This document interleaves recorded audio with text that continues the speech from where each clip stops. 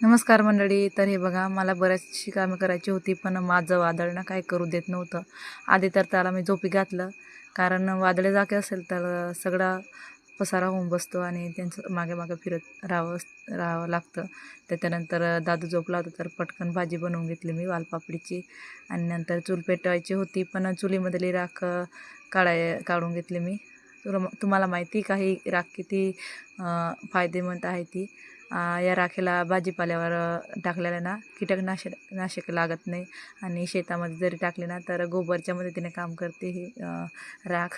खूपच महत्त्वाची आहे, पण आजकाल बऱ्याचशा लोकांना माहिती नाही अजून. आणि नंतर मस्त अशी चूल पेटवून घेतली मी. मला भाकऱ्या पोळ्या काय पण बनवायचं असेल तर मी चुलीवरच बनवत असते. आज तर उलट दादू झोपला होता, तर निवांत मस्त असं चुलीवर पोळ्या बनवायच्या होत्या, कारण अभिचे पप्पा लेट होणार होते. तर भाकऱ्या बनवल्या तर कडक होऊन जातात, म्हणून पोळ्याच बनवून घेतल्या. ते केव्हा पण आले तर जेवण करता येईल त्यांना. पण नंतर आले होते एक नंतर, आणि मस्त त्यांना मी जेवायला दिलं. आम्ही पण त्यांच्यासोबतच जेवून घेतलं मस्त. तोपर्यंत दादू पण उठला होता, मग त्यांचं आवरून घेतलं मी. आणि नंतर संध्याकाळी इतक्या दिवस पावसाच्या वातावरणामुळे ना आम्ही सगळे विटे झाकून ठेवलेले होते, तर ते सगळे उघडून घेतले आम्ही. आणि आता बऱ्यापैकी वातावरण चेंज झालं आहे.